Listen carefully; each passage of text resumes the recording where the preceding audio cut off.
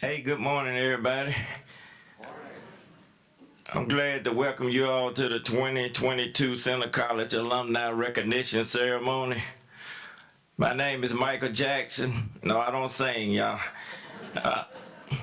I'm the class of 1985, and I'm the president of the Center Alumni Association. Before I get started, let me tell y'all, I did stop by a church right before I came, and this young man was at the front door, and he said, "Pastor, I need a blessing and a prayer for my hearing." So the pastor said, "Come on up, young man." So he put his hand on his head and his thumb in his ear and started praying for him. Then he said, "Well, how's your hearing now?" He said, "I don't know. My hearing's not till Thursday." Anyway, y'all don't steal that joke, man. It's so good to be back on campus to see all my friends and colleagues. This is going to be a special day. They're going to celebrate all the accomplishments they've had. I was once one of these recipients, so I know the process. And now, without further ado, I want to introduce our president, the 21st president, Dr. Milton Moreland. Thank you.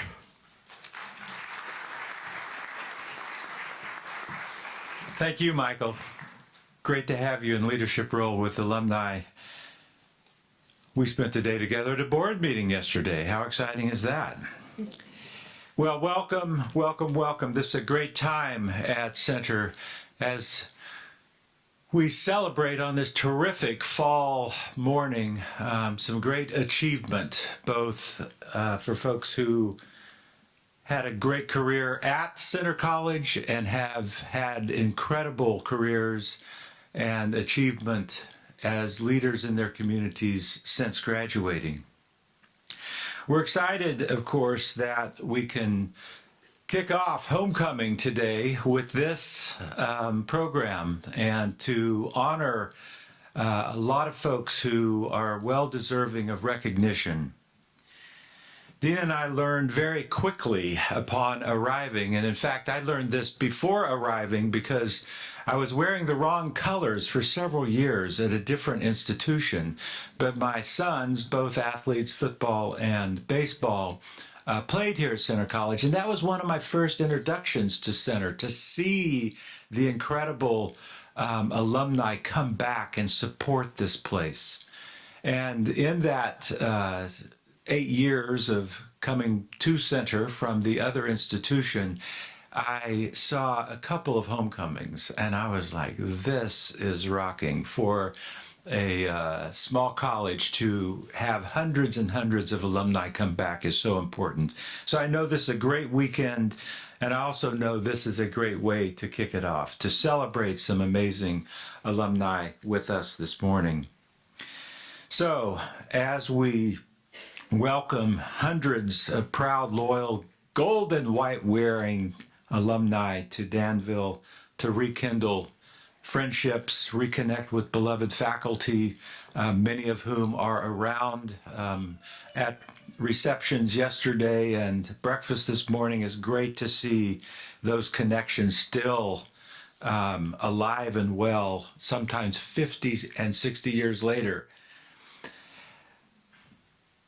This is a program that we've been celebrating here for 59 years. The Alumni Association has honored distinguished Center alumni. Today's ceremony is an important tradition in the life of the college, one that recognizes success, praises service, and acknowledges leadership.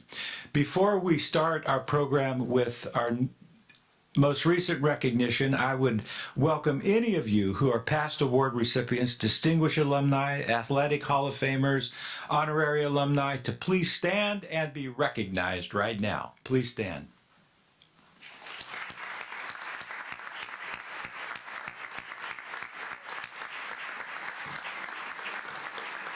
Welcome back. Glad you are here.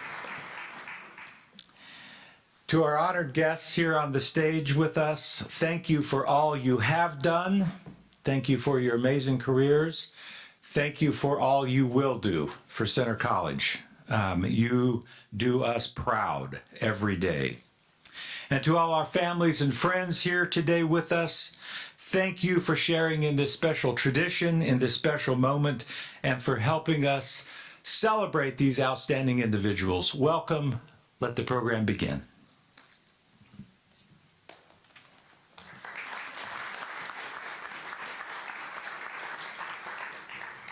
Thank you, President Moreland. Before I continue, I did want to recognize our former president, President Rouse, and his lovely wife there. They took the time out on a Saturday morning to come here.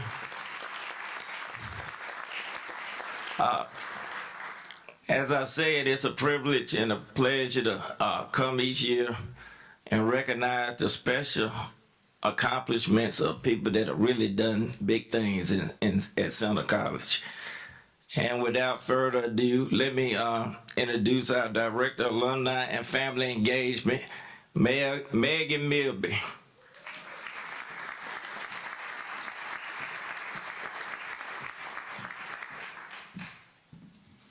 Thank you, Michael.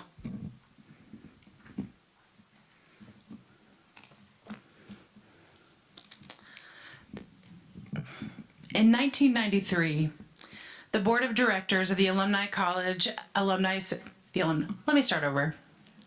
In 1993, the Board of Directors for the Center College Alumni Association voted to institute the Young Alumnus Award. This award recognizes outstanding achievement, civic accomplishments, and/or service to Center College. It is awarded to alumni who have graduated within the last 15 years. And this year, we are pleased to honor Curtis Orlando C.J. Donald, class of 2014. C.J. arrived at Center in the fall of 2010 from Memphis, Tennessee, where he graduated from White Station High School. Before coming to Center for first-year orientation, CJ had never visited the campus. Instead, he relied on the college's reputation. He had heard about the college from his uncle and aunt who lived in Lexington and had one very good visit with J.H. Atkins.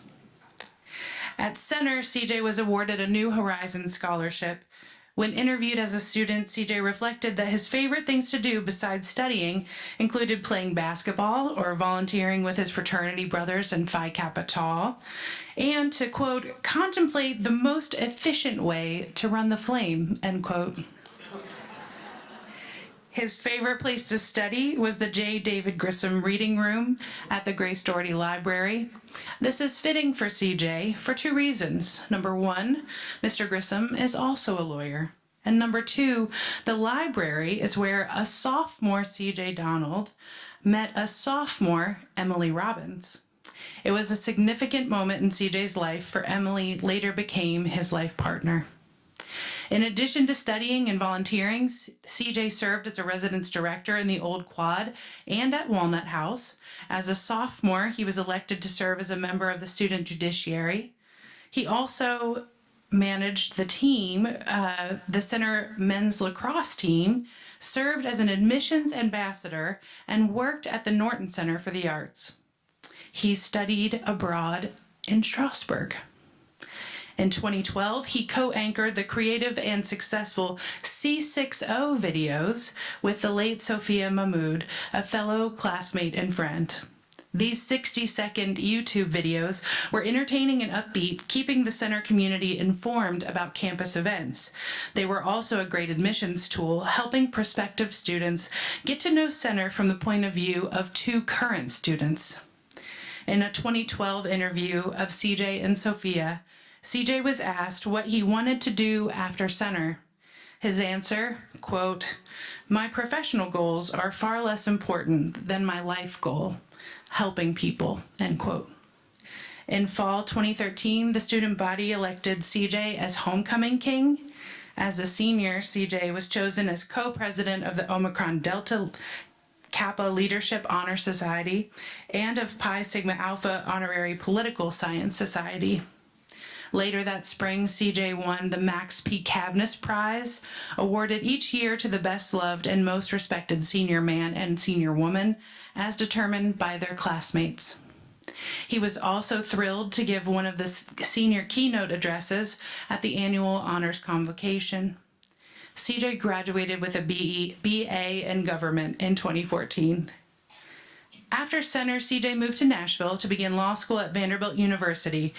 He stayed active as a law school student as well. He provided editorial research to Professor Edward K. Chang for the Economic Expertise chapter of Modern Scientific Evidence. He was also a law clerk for the Vanderbilt Office of the General Counsel, an intern for Vanderbilt Athletics, and an intern for the U.S. District Court Judge Joseph M. Hood. CJ participated in Vanderbilt's moot court competition and the American Bar Association's National Appellate Advocacy Competition, in which his teams were semifinalists and national qualifiers, respectively. In recognition of his dedication to moot court, CJ received Vanderbilt's K. Harlan Dodson Award, given annually to the moot court staff member who rendered the most outstanding service in all aspects of the program. CJ graduated from law school in 2017. After being admitted to the bar in Texas and later Kentucky, CJ began work as an associate at the law firm Haynes and Boone in Dallas. He and Emily were married in June 2019 in Lexington. Their wedding party included CJ's sister Madison and Emily's sister Elizabeth. Both later graduated from Center. In 2020, CJ was elected to the board of directors for the Dallas Association of Young Lawyers. The goal of the association is to, quote, improve the quality of life for all young lawyers and to serve the Dallas community, end quote. He was already active as co-chair of the Equal Access to Justice Committee, ensuring disadvantaged individuals had access to legal representation and use of the justice system for protection of their rights and property. CJ is on the Haynes and Boone hiring committee and spends much of his time focused on recruiting law students and mentoring young lawyers. He regularly writes and speaks on the future of the legal profession. In 2020, he penned an article that appeared in the American Lawyer titled, "Don't Talk About It, Be About It: How to Move the Needle on Social Justice." CJ and Emily recently returned to Kentucky to live. Emily is the manager of staffing for the 10,000 plus employees at Toyota Motor and Manufacturing in Georgetown, Kentucky. CJ continues to work for Haynes and Boone in the firm's finance practice group. Whether he is mentoring current students or sharing his center story at the annual Center Toasts, Senior Toasts, CJ is a loyal volunteer. In 2021, CJ joined the Center College President's Advisory Council and the Board of Governors for the Center College chapter of Phi Kappa Tau. For his ongoing commitment to the Center students as a mentor and volunteer, and for his devotion to the law and to justice, I am pleased to recognize CJ Donald with the Young Alumnus Award for 2022.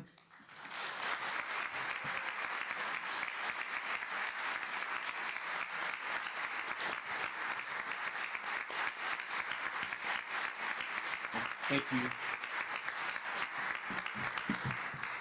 Thank you, Megan, and thank you to the Alumni Committee, President Moreland and President Roush. My wife is here. I'm glad you walked into the library that day. That was a happy occasion. So Megan asked me to talk a little bit about what Center meant to me and like why Center matters. And I think, you know, as she mentioned, we have now in our family 4 Center people. So thank you to our parents who are here today for putting up with all of us. But when people ask us, like, you know, I didn't go to Center, I'm not from Kentucky, what is Center all about? I think there are 3 things, right? Always 3 things about Center. The first is that here we have really good people, right? From staff to faculty to students, really good people. The second is that those people challenge you every day to be your best, right? Be the best version of yourself.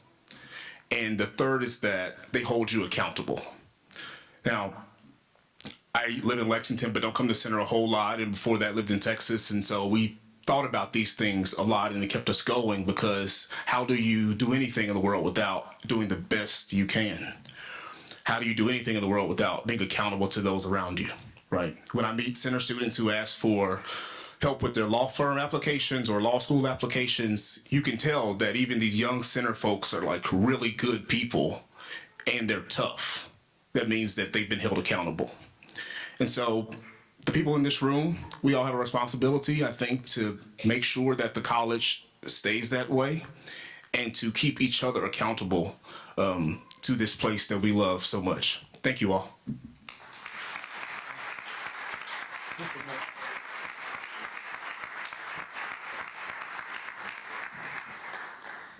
Thank you, CJ.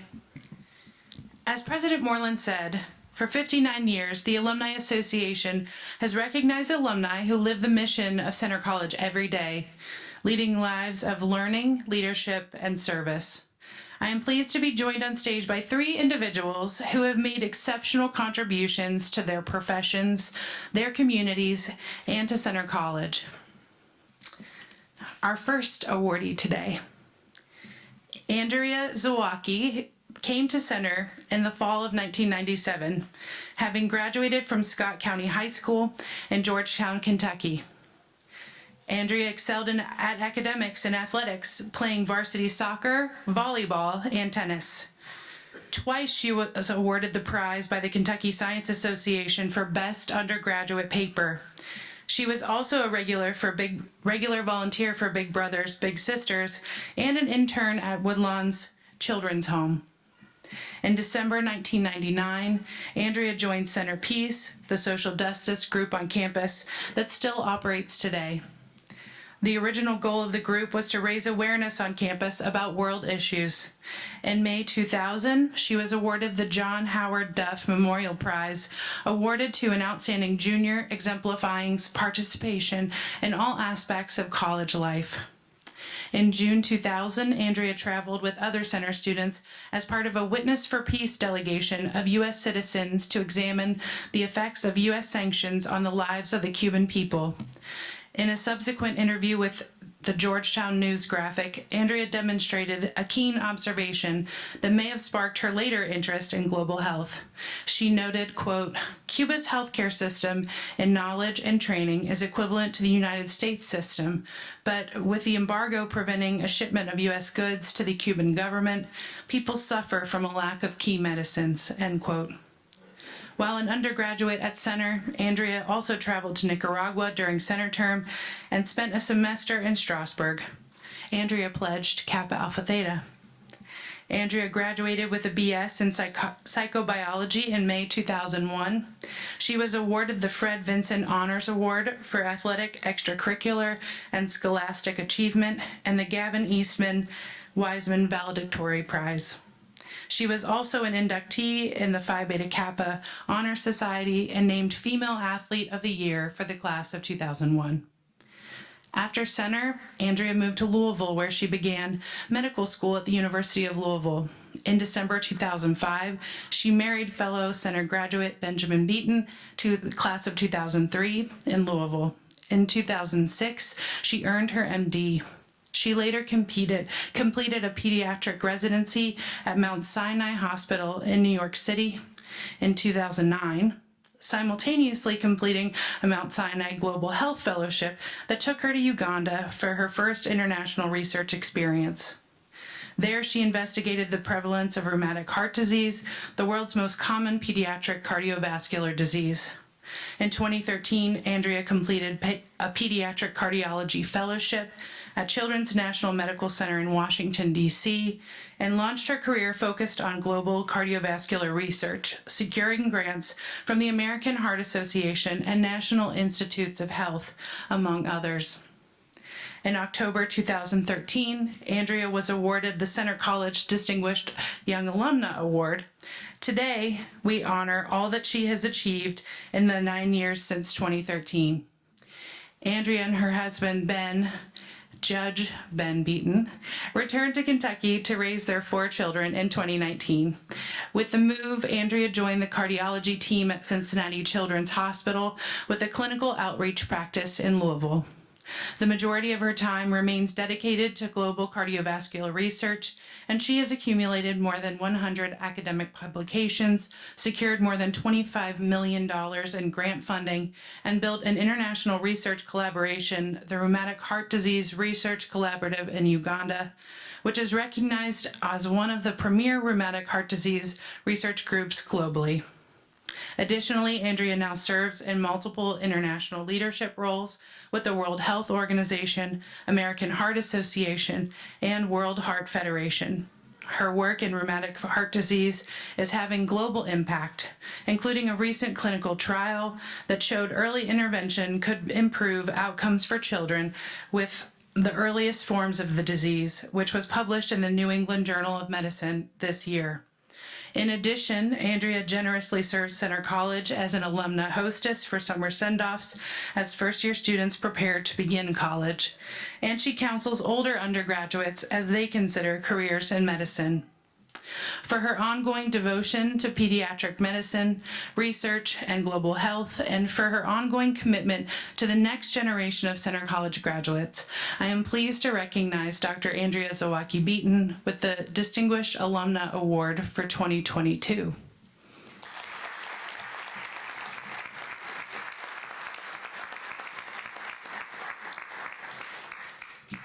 Due to an unanticipated family commitment, Andrea is not able to join us this morning. However, if you look to my left, 2/3 of her adoring family are in the audience today, and she sent remarks along with an explanation. That's my remarks. Hello, everyone. My apologies for not being with you in person today. I am honored and humbled to receive this award, in particular from a place that has been so central in shaping my career and family. As you likely just heard, my Center College experience was exceptionally full. But what you may not have heard, or what may not have been as apparent, is that these experiences translate directly into what I do and who I am today. As a few examples, the flexibility of Center's curriculum allowed me to radically change my career path quite late, cramming most of the pre-medical school curriculum into my final 4 semesters and leading to my career in pediatric cardiology. My nearly religion major, 6 credits short, took me around to the world focusing on issues of equity and social justice, and translated to a career that focuses on improving outcomes for children living with heart disease around the world. The rigorous training in analysis and writing, including a painful C- on a paper in Dr. Axtell's freshman religion class, improved my ability to obtain funding for our team's research and to ensure our results are digestible by a variety of audiences. My robust social life led to meeting and marrying Benjamin Beaton, who is remarkably tolerant and supportive of this global lifestyle, and to our 4 amazing children, Kate, David, Ellen, and Louise, most of whom are in the audience today. And finally, my time as a center athlete gave me the confidence to try to pass volleyball skills along to a group of enthusiastic but inexperienced 10-year-old girls who have done the impossible and won their first tournament game. And so unexpectedly, that is where I am today, cheering on my oldest and her friends in the second round of that tournament. But even this goes back to my time at Center, a time that taught me that I could really do almost anything, just not everything at the same time. Thank you once again to the college and the alumni community for this recognition and for the educational opportunity that has translated my liberal arts education into a truly liberal arts life.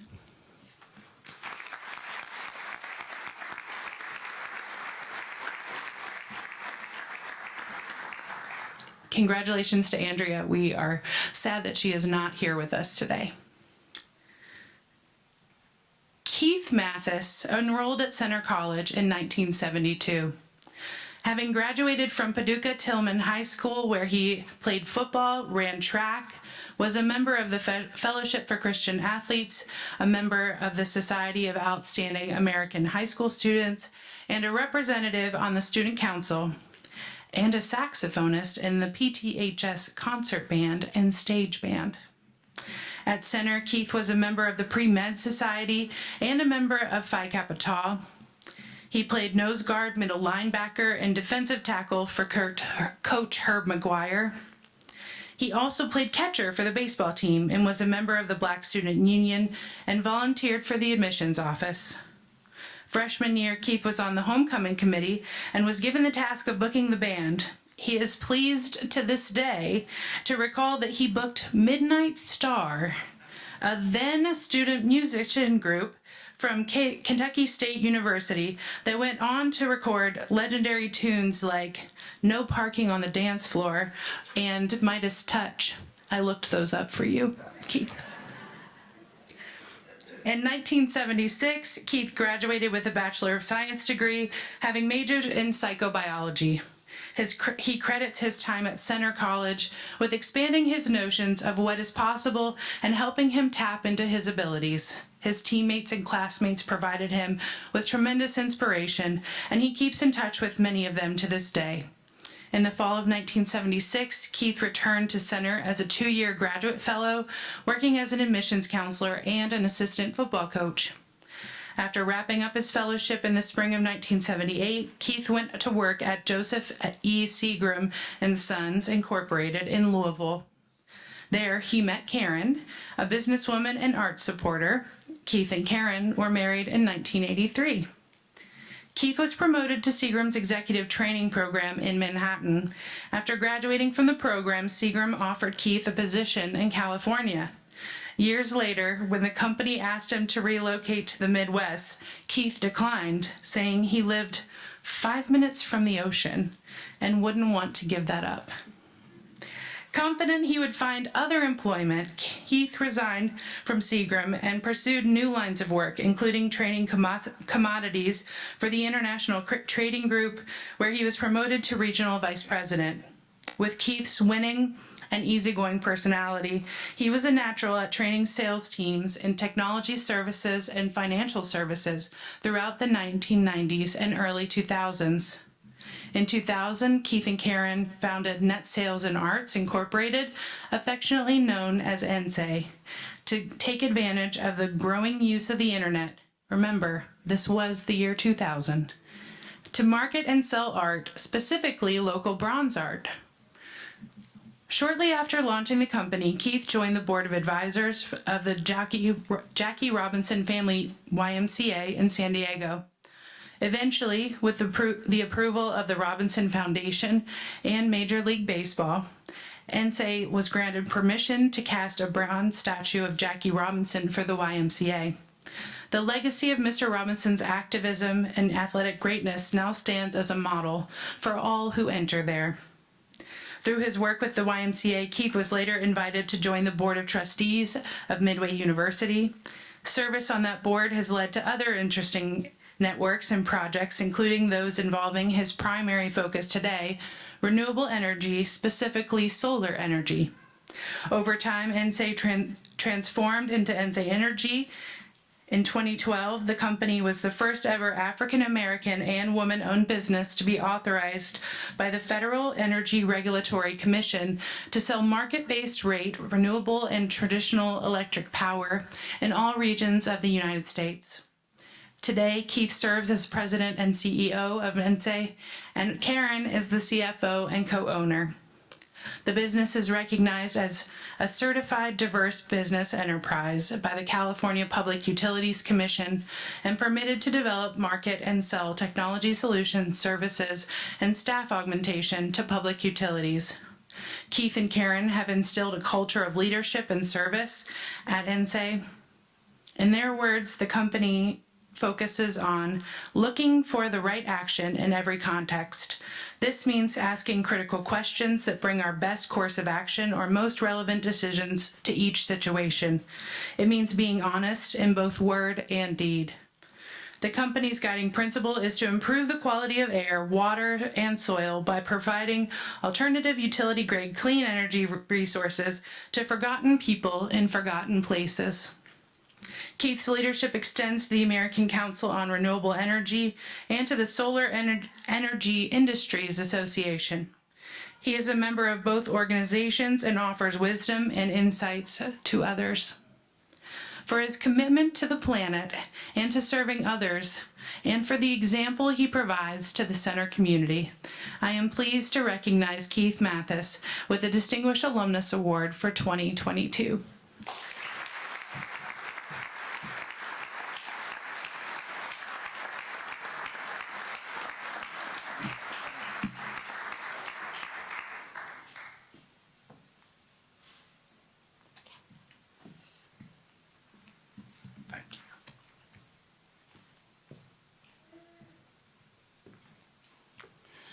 Well, praise God from whom all blessings flow. I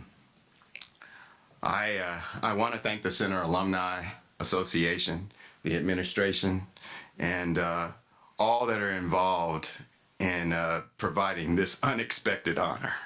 I want to thank my partner in business and my partner in life, Karen Mathis, who for 39 years continues to help smooth my rough edges. I'd like to thank our daughters, Elizabeth, Tatiana, and Chloe, our youngest, who flew out from California to join us and celebrate.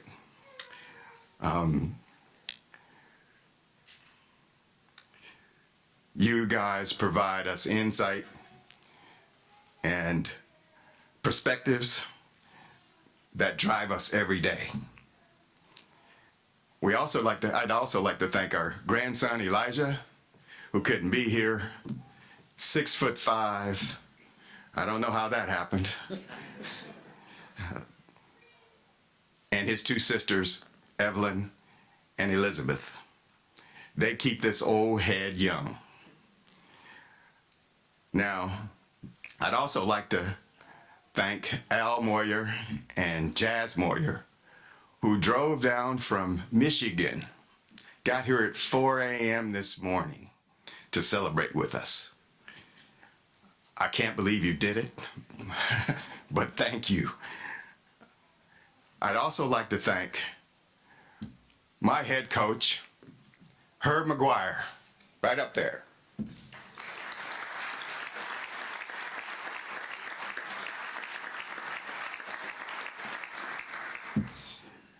Coach gave me the opportunity to play the game that I loved, and then he gave me the opportunity to coach it. Thank you. I'd also like to thank my teammates, my classmates, my fraternity brothers. One of them is here right now, my teammate, sitting up there, Mr. Raymond Burse.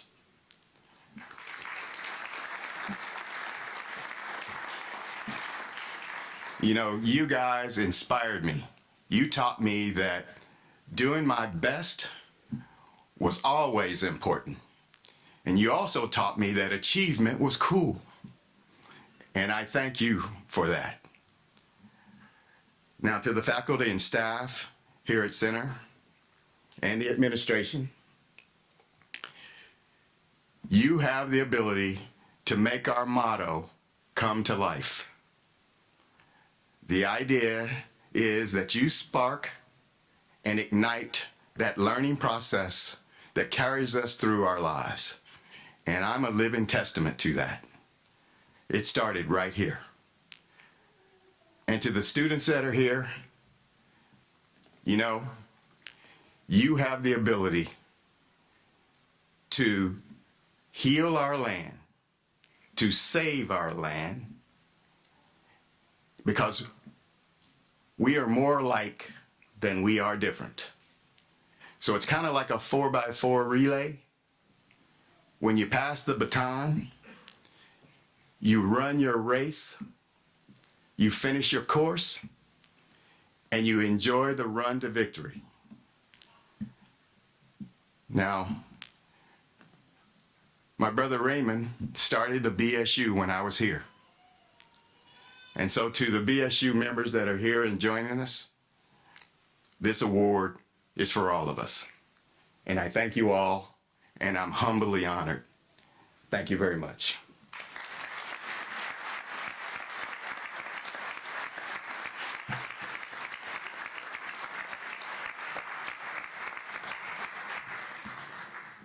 Thank you, Keith. Herbert Stapleton enrolled at Center in the fall of 1993. He came from Staffordsville, Kentucky, where he graduated from Johnson Central High School. At JCHS, Herb played football and basketball and was president of the Fellowship of Christian Athletes, a member of the chorus, and on the yearbook staff. At Center, Herb was a member of Beta Theta Pi fraternity and worked as a copy editor on the CENTO staff. He played a leadership role in student congress and also served on the council of the college, helping design policies that enhanced campus life. As a sophomore, Herb met Emily Jean Eicher, a first-year student who would later become his wife. Herb chose a double major in both English and religion and excelled at both. He was chosen as a John C. Young Scholar and completed a senior research project in English literature entitled Rustics, Riddles, and Revenge, the Appalachian Humor of author James Still. His faculty mentor was the still beloved Dr. Mark Lucas. Herb observed in the abstract of his project that James Still's novel, River of Earth, delves into several themes, but perhaps none baser than that of revenge. In his close reading of the work, Herb found connections with the medieval comedy of Geoffrey Chaucer. As a senior, Herb was one of the 2 student speakers chosen by the senior class to make remarks at the annual honors convocation. During the event, Herb was also awarded the John Barber Memorial Prize for the highest grade earned in the study of Bible or biblical literature. In 1997, Herb graduated with a Bachelor of Arts degree and was inducted into the Honorary Leadership Society known as Omicron Delta Kappa. After Center, Herb enrolled in law school at the University of Kentucky. He was a member of Moot Court Board, served a term as the club's vice president, and represented the College of Law at the National First Amendment Moot Court Competition in Nashville, Tennessee. While he was in his 3rd year at UK, he and Emily were married in December of 1999. Herb graduated the following May. He passed the bar exams for West Virginia and Kentucky and went to work for Huddleston Bolin in Huntington, West Virginia. While starting a family and his law career, Herb still found time to give back to his alma mater, joining a reunion committee, a strategic planning focus group, and a young alumni advisory committee member. In 2004, having considered life and safety in the wake of the 9/11 attacks, Herb applied for a position at the Federal Bureau of Investigation. With Emily's unwavering support and encouragement, he completed a rigorous interview and testing process, and from there, he never looked back. It was a bold career decision and made service to this nation a central focus of his daily work. Since 2004, he has investigated several different categories of crime, including theft, financial crimes, public corruption, and child exploitation. Some of his work took him overseas to the Balkans and Eastern Europe. In 2011, Herb was promoted to the role of Supervisory Special Agent and transferred to the Internet Crime Complaint Center unit under the Cyber Division at FBI headquarters in West Virginia. In 2016, he was promoted to Assistant Special Agent in charge of the Cincinnati Field Office, overseeing cyber intelligence and crisis management programs in Southern Ohio.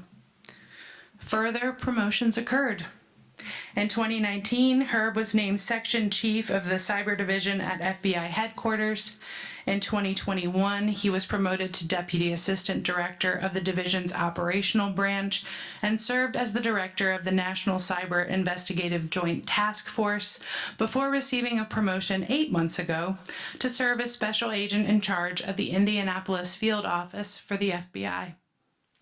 Herb credits his liberal arts experience at Centre College with developing the critical thinking skills he relies on heavily as an FBI agent. He uses these skills in pursuing a lead, developing a theory, and making evidence-based conclusions. Though he did not come to Center thinking he would be an FBI agent, he now sets a fine example for today's graduates. In his free time, Herb plays music, attends his children's musical performances or sporting events, and enjoys being a father and husband. For his commitment to his country and the example he provides to the Center community, I am pleased to recognize Herbert J. Stapleton with the Distinguished Alumnus Award for 2022.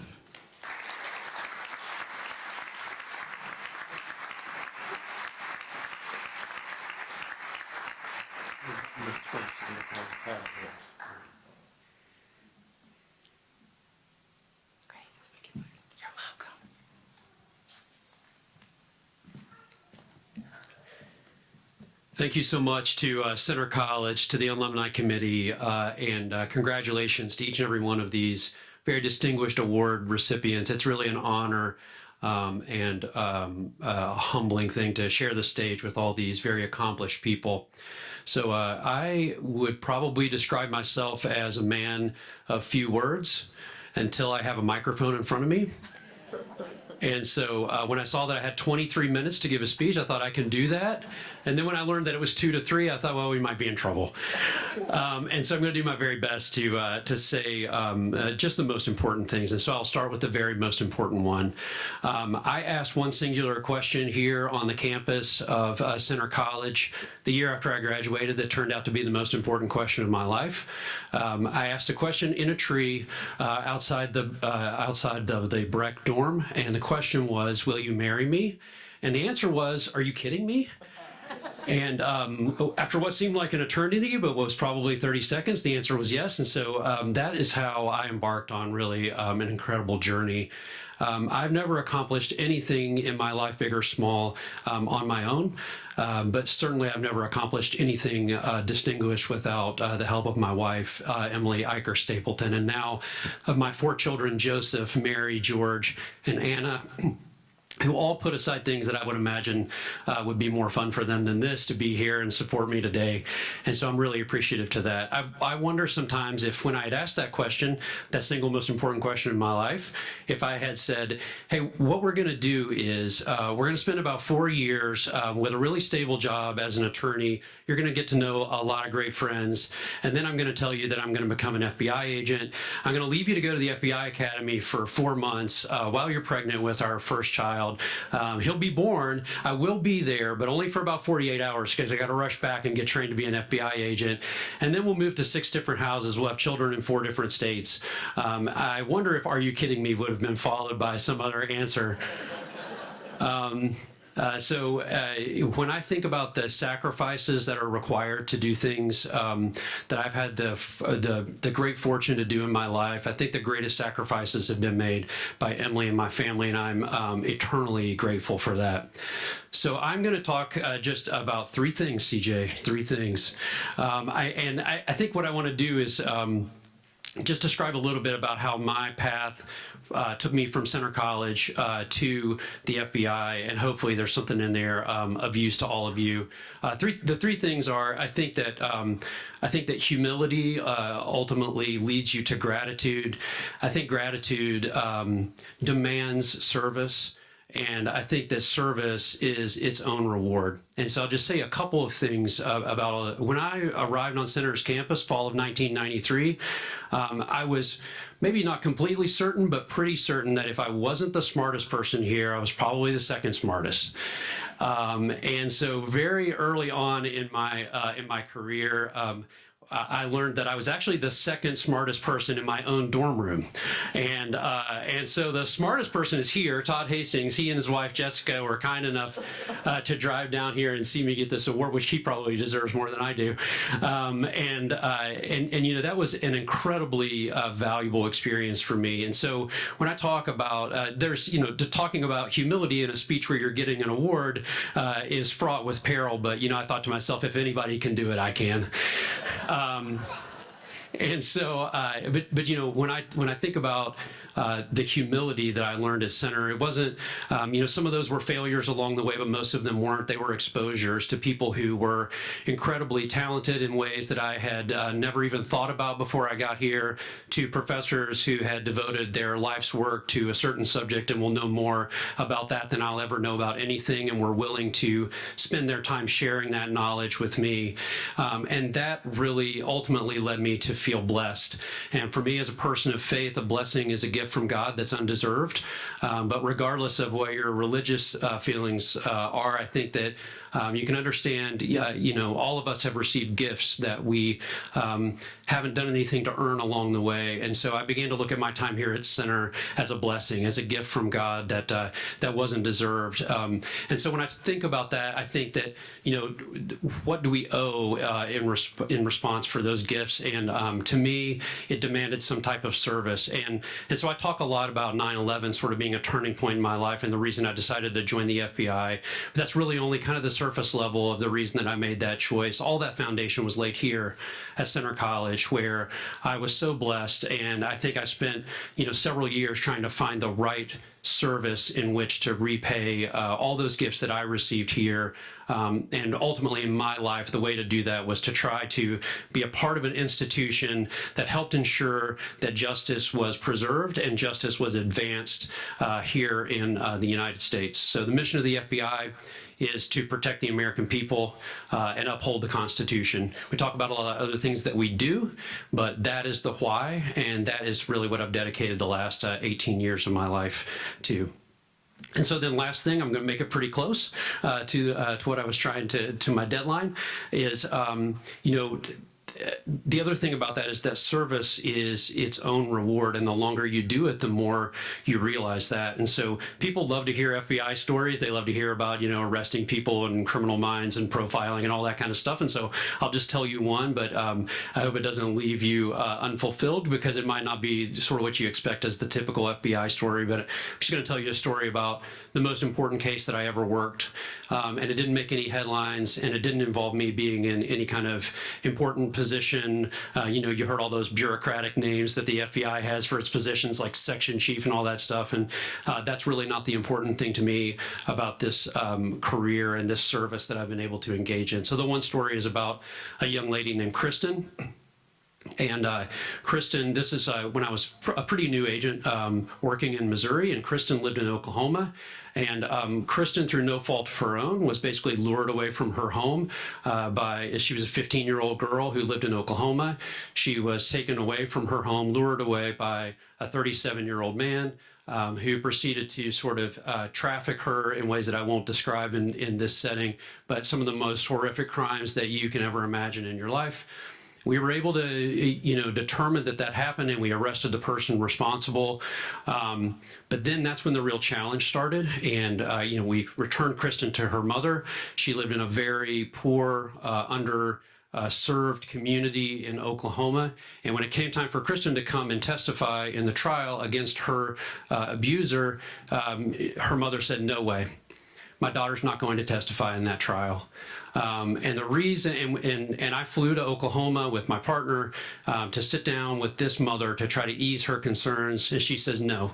She says, "I'm more afraid of the people in this community who know that person than I am of what might happen to me through legal means. You can do whatever you want. She's not going to testify." And so we spent weeks and weeks, if you care to be regaled with the 1-hour version of this story, I'll tell it some other time. But ultimately, we were able to get Kristen, we were able to work with her mother to get Kristen to come testify against the person who victimized her. And at the end of all that, he was convicted, but that's not the important part of the story. We often measure ourselves in the FBI by sentences and how long people, and whether or not people receive what we call justice. But what was really the justice served in that particular case is that years later, Kristen continued to keep in touch with the prosecutor that I worked with on that case. And Kristen went from a poor household with very few prospects to going to college, to graduating from college, to having trust in, more trust in the government and in law enforcement. And she continued to write with the prosecutor and talk about how her life developed. And she said in one of those letters to the prosecutor that if she had not seen that process happen, if she had not seen the person who victimized her face justice, she never would have been able to do all those things. And so I was there when that happened. I don't take credit for that, but I'm so proud of those types of stories that happen every day in the FBI by the people that I work with day in and day out. And so with that, thank you so much. I'm completely humbled and honored to be a part of this institution, to be a part of all of you and these people on this stage, and thank each and every one of you for the way that you serve your communities. God bless.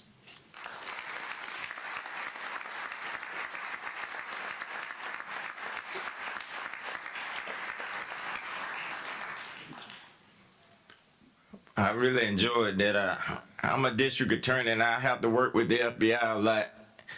And I understand their stories. But now you all, it's time to celebrate the outstanding athletic achievements here. And so I'm going to bring up our athletic director, Brad Fields, class of 1998.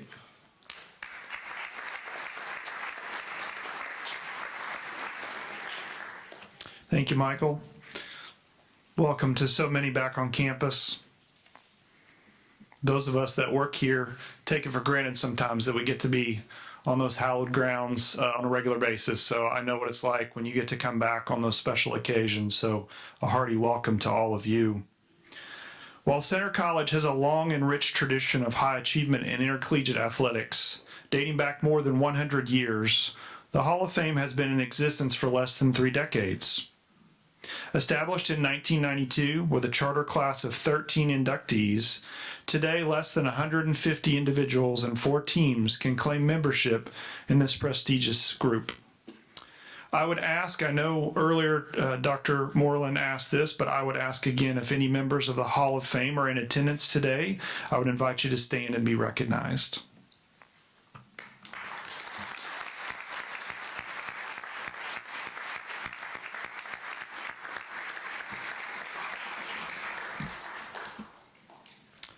Before we move into the formal introductions of the honorees, I would also ask that we pause briefly to remember the loss of David Jones, our head men's golf coach, who passed away suddenly last month at the age of 36.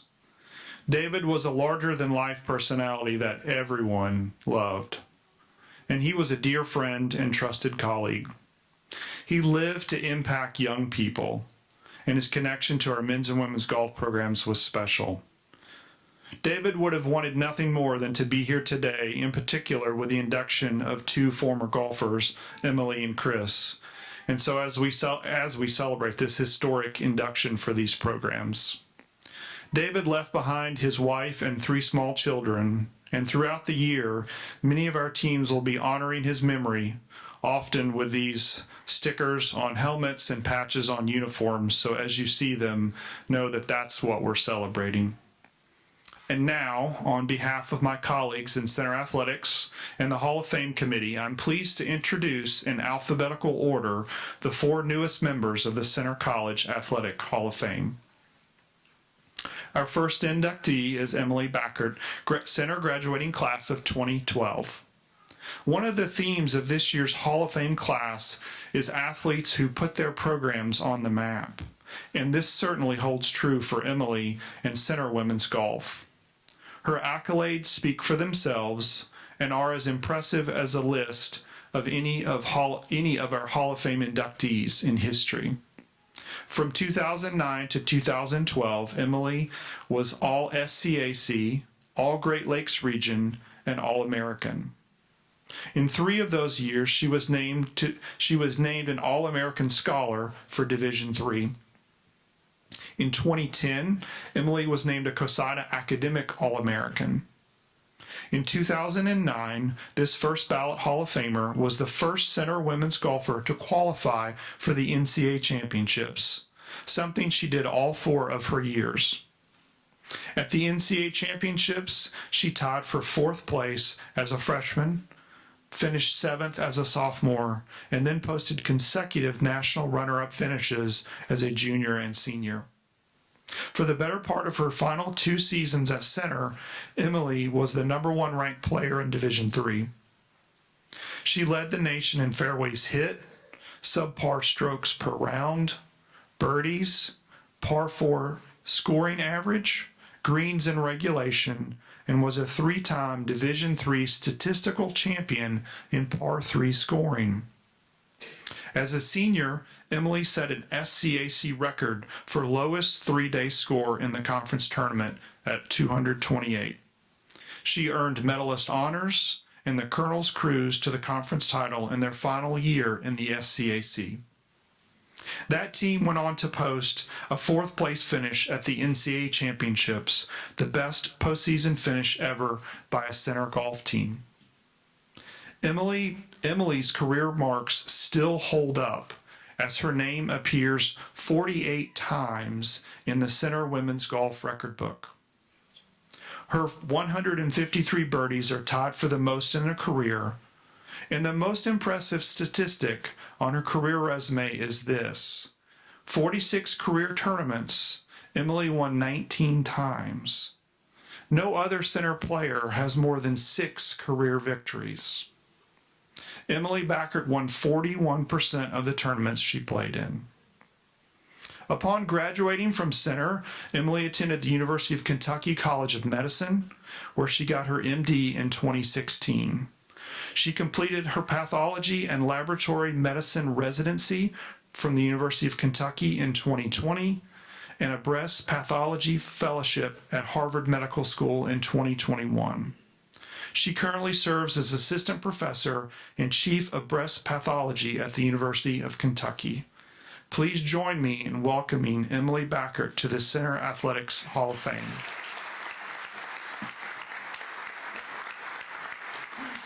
Congratulations.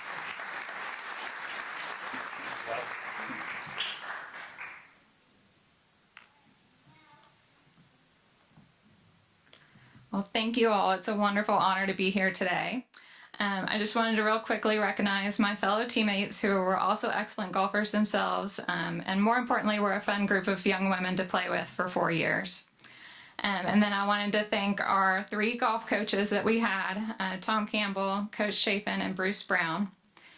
Coach Chafin really built the women's program here at Center. It wasn't too long before I started that there was only 1 female player, and the program has continued to be highly successful to this day.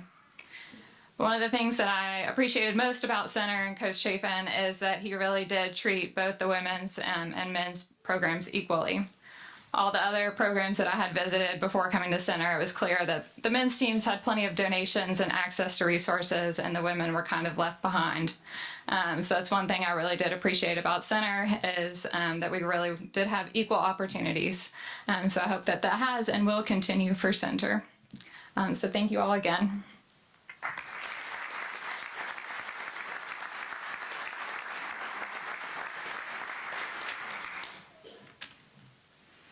Our second inductee is Chris Jones, Center Class of 2011.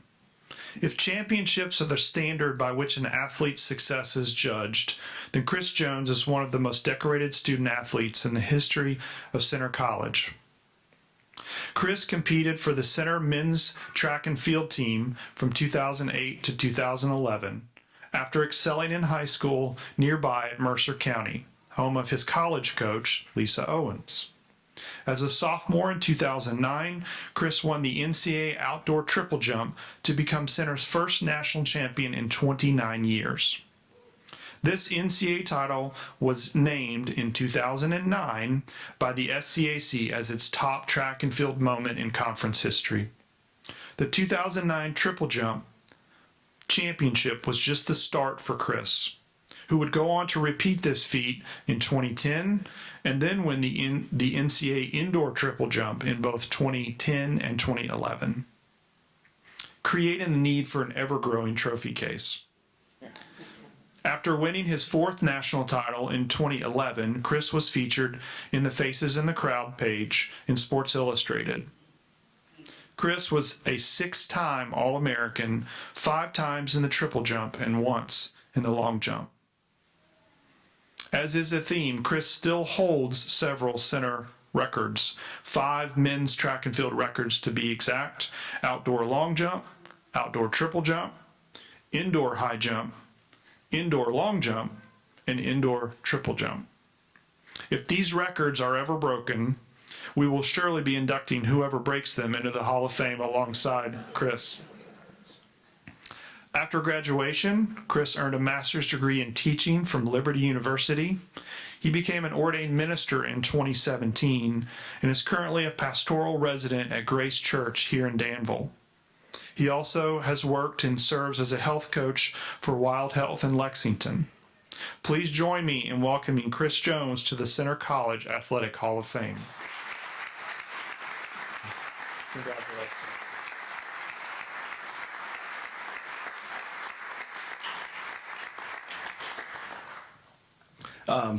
First and foremost, just want to give a thanks and honor to God. Apart from Jesus, I could do none of this. I'm a devout man of faith. I'm a pastor. And I just want to thank God for everything, because without him, I could do nothing. And that's what carried me through high school. That's what carried me through college. And that's what got me through my torn hamstring when I was a freshman. So that was a tough time for me, but the Lord really carried me through that. I also want to thank Lisa Owens and the late Jamal Powell. Lisa was a strong coach. When I tore my hamstring, she did not let me sit down for too long. She said, you got to get back up. You got to compete. You got to push. And that's exactly what I did. And then Coach Powell, as I was battling the depression of having a torn hamstring, took me under his wing, allowed me to sit in his office to just mourn and grieve what was going on in my life. But he also helped me as a man, and it was so sad to see him go, but I know that he made an impact on me and many, many others. But I couldn't have gotten where I'm at without my family, without my mother making me run track in 9th grade. I was not allowed to be a one-sport athlete. Thankful for my dad. He filmed tons and tons of practices. He traveled all over the country and even to Puerto Rico with me to track meets. My Aunt Rhonda, who was a example for me, going ahead of me. My Uncle James Jones, who was a 400-meter runner. But I also want to thank Terry and Tiffany Yeast. They're here in the crowd as well. I want to thank them because Tiffany took a goofy, clumsy 9th grader who could jump 32 to 36 feet. She turned me into a 40-foot triple jumper. I then became a 45-foot triple jumper, and then by the time I graduated, I was a 50-foot triple jumper. And the reason for all of that was Terry, Coach Yeast, telling me, if you want to beat those Bardstown guys, you got to work harder than them, and you got to work longer than them. And that's exactly what I did. But I also want to thank my teammates. I want to thank the university. I want to thank Dr. John and Susie Roush. Every time I had an accomplishment, there was a newspaper clipping in my Center College mailbox. On top of that, as a 33-year-old man, I still get clippings from President Roush anytime something about me is in the newspaper or at Center College. But this college has been so great to me. I had an amazing scholarship. I've developed tons of really good relationships, and it's a great honor to receive this award. Thank you.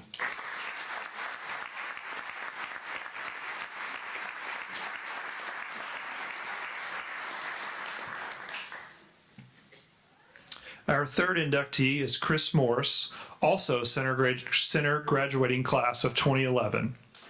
Chris lettered for Center Men's Golf from 2007 to 2011 and capped off his collegiate career with an individual NCAA championship in May of 2011. He has held records for fewest strokes in one round, lowest score under par for one round, and was the NCAA Division III record holder for lowest score under par over 4 rounds. A 3-year team captain, Morris helped guide the Colonels to NCAA tournament appearances in each of his junior and senior seasons, as they finished 13th in 2010 and 7th in 2011, the best postseason finish in the history of Center Men's Golf. During Chris's national championship season of 2011, he received a laundry list of awards. He won the Arnold Palmer Award for his medalist his tournament medalist performance at the NCAA championships. He won the Jack Nicklaus Award given to the best college golfer in each division. And he was one of 5 finalists for the Byron Nelson Award given to the best college golfer regardless of division. Impressive company for a Division III golfer. After graduating from Center, Chris moved to Nashville, where he currently serves as president of Land Fund Partners, a farmland investment firm started in 2012 alongside Board of Trustees member John Ferris. This firm has grown to over $250 million in assets under management. He's also served as chairman of the Phoenix Club of Nashville, a nonprofit organization serving underprivileged kids throughout the state of Tennessee. With all of this in mind, it should come as no surprise that Chris was named to both the 30 under 30 and 40 under 40 lists for the city of Nashville. Please join me in welcoming Chris Morris to the Center College Athletic Hall of Fame. Congratulations.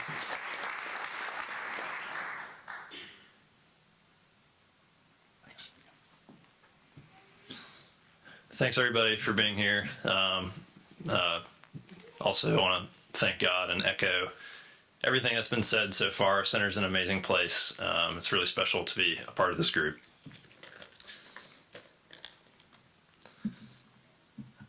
So I'm also going to have three points, 3 stories, something I learned from President Roush, and great to see you here today as well.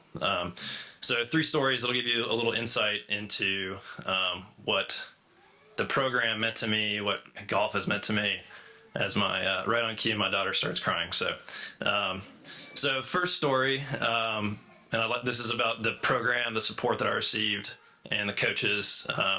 3 coaches here today. I saw Tom Campbell, Coach Chafin, and Herbie McGuire. Bruce Brown also a part of that. Not sure if he's here today. But when I was at Center and I was competing against Division III golfers and really wanted to continue to push myself, I went to Coach and said, hey, I'd really like to go play in some Division I tournaments and really see if I can keep up with some of the best players in the country. And he said, well, that's great. Well, how about you and me? We'll fly down to Hilton Head. Somehow the athletic director was able to find this in the budget for the department that year. But he said, why don't you fly down to Hilton Head? We'll play in an individual tournament. So he took the time out of his life to take me to that event where I played as an individual, got to compete against people from Wake Forest. And that's really just a story as a testament to every time I asked for something or needed something, Center College, the athletic department, my coaches were there to give me every opportunity to succeed. Without them, I couldn't have had the success that I did as a player. The second thing is, golf, as most of you know, is an individual sport, but in college, it's a team sport. And how that works is you take 5 players go play, and you add up the 4 best scores out of those 5 individual players, and that's your team total score.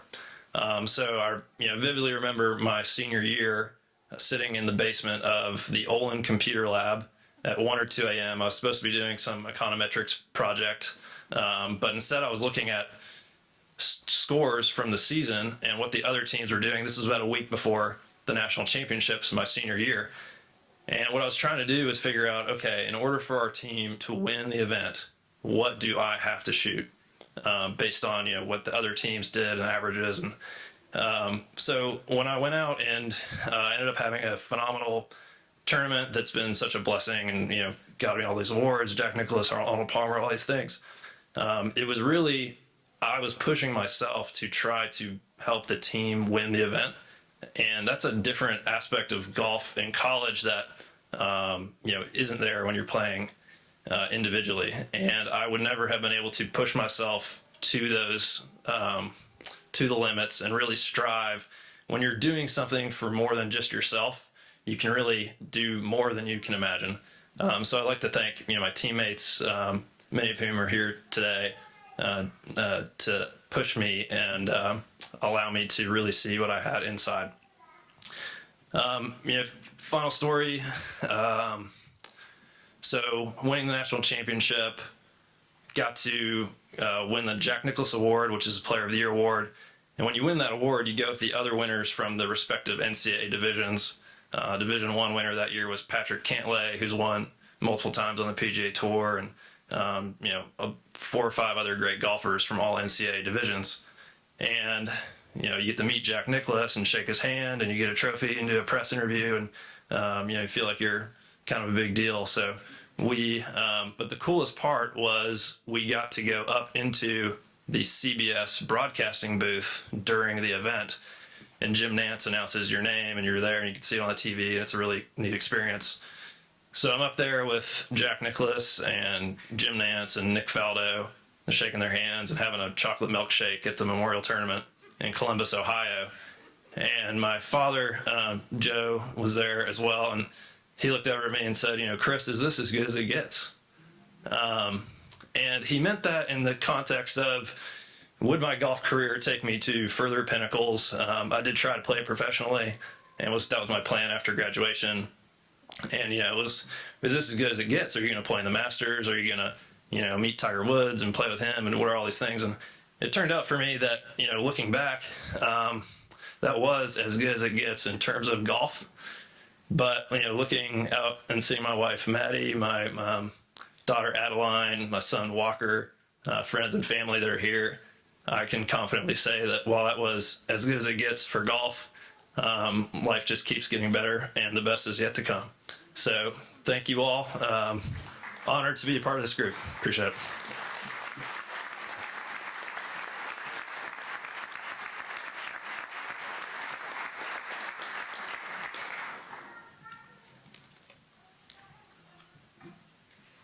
Our fourth and final inductee is Maggie Pruitt de Saint Etienne, center graduating class of 2012.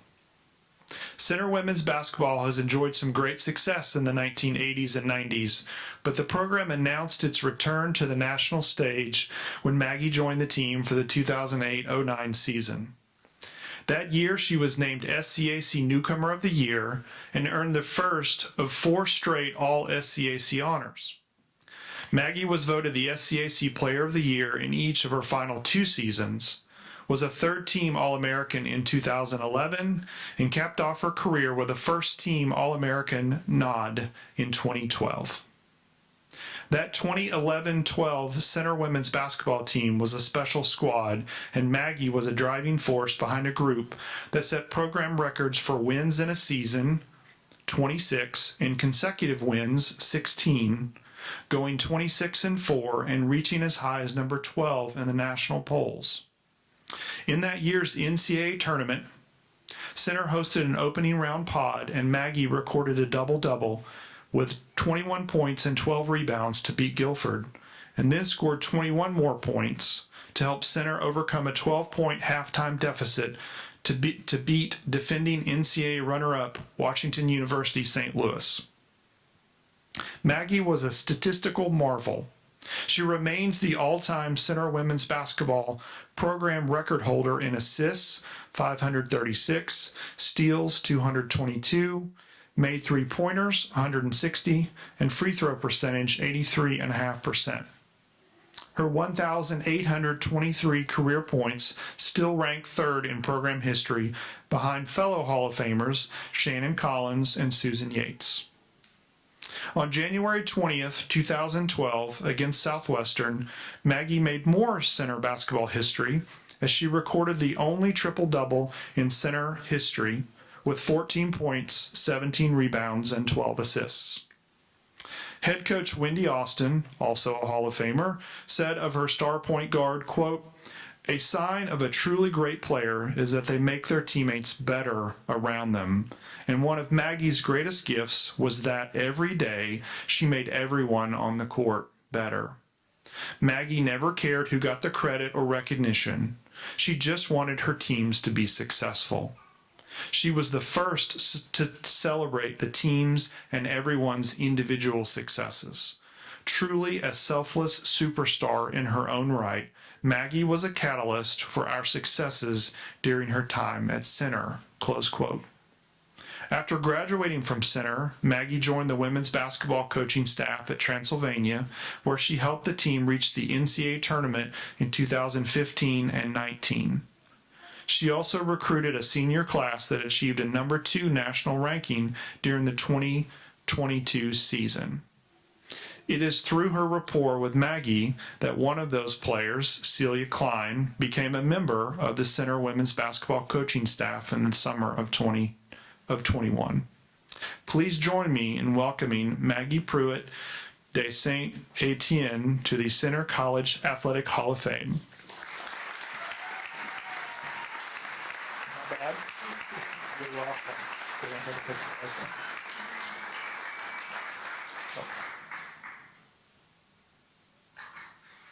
Got it.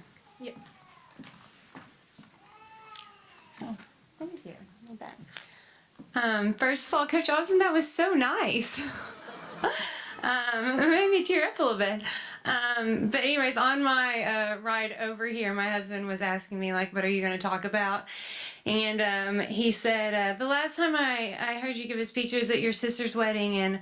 And he goes, I don't remember it being cringy, but I don't remember it being, like, really great either. So I kind of stand up here, like, doubly humbled.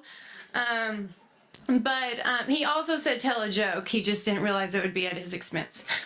But anyways, I want to start out with a few thank yous first to my husband who drove me 9 hours from Pennsylvania to be here, and to my 2-year-old who did not say one word for the entire 9 hours. So that's like the biggest praise of the weekend. To my Nana and my Papa and my mom and my dad who missed very, very few basketball games throughout my career. And I think anyone can say just knowing you are going to have somebody in the stands is just a huge deal, and that means a lot. To my sister, who I don't even think she's up there anymore. She just had oh, there she is. Thank you for being here. She just had a new baby and probably did not sleep last night, but she made it anyways.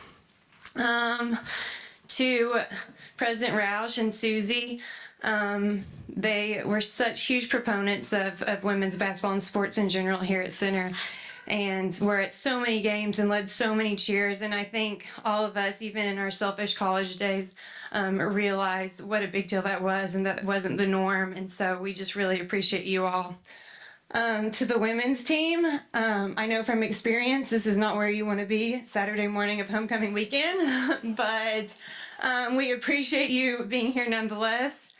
Let's see, TY, for all the gum that you provided me over the years. I was quite the addict, and you pulled through. And lastly, for Center College and the athletic department for giving us this opportunity and for honoring us. Anyone that knows me knows I love a captive audience and a chance to talk about myself, and you've given me the platform to do that. However, unlike the other athletes up here today, and not to discount the role of coaches and teammates in golf and track and field, but I would not be up here today if it wasn't truly for my teammates. If Bridget, Allison, Jane didn't shoot 50% from the three-point line, and Paige didn't shoot 99% from 15 feet, then I definitely would not have that many assists. If everybody didn't do their job and actually block out so that I didn't have to, and could just get all the rebounds, I would not have so many rebounds. Same for defense. I didn't play defense, they did.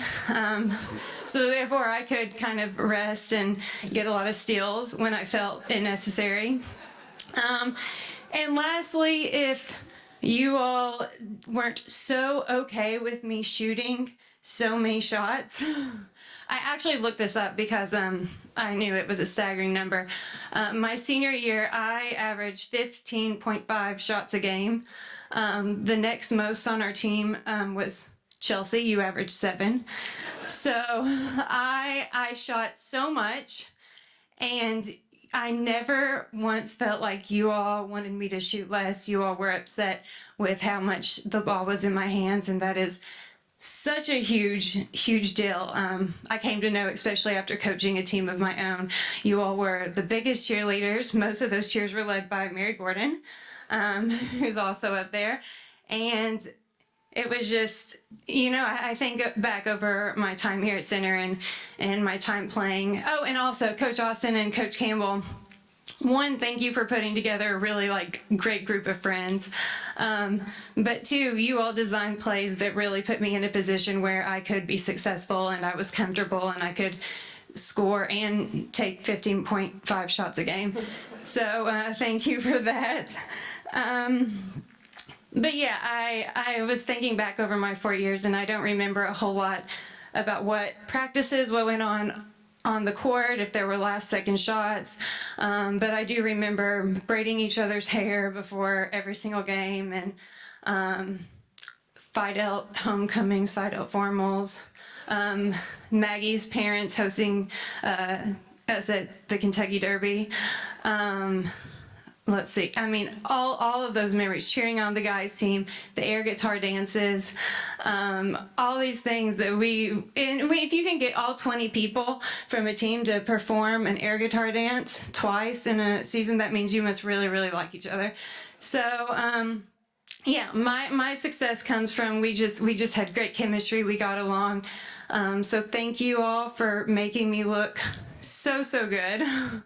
And thank everybody for being here, for really making us feel special. Thanks.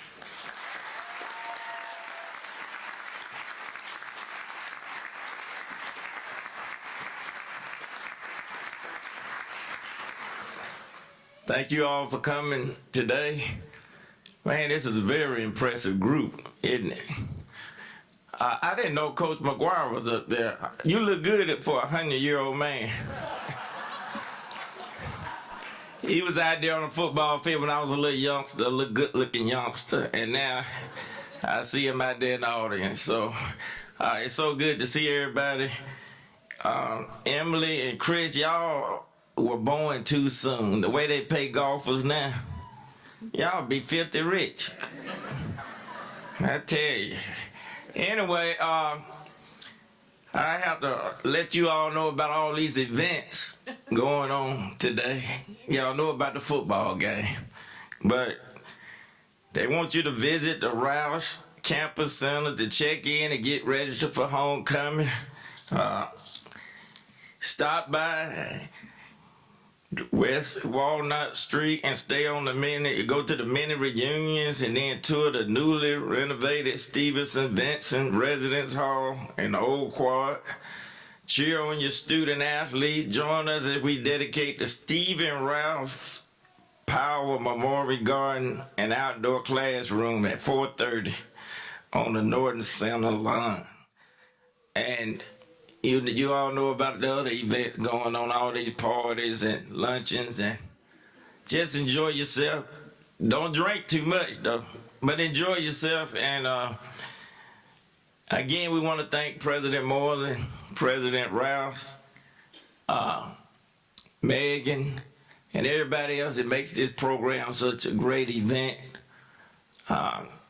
This is my second time being in this kind of program, and it's always nice. But I do have to say, you all are a very impressive group. The sports athlete could have been on the other side getting another award. They done so much. So let's give them a big hand again.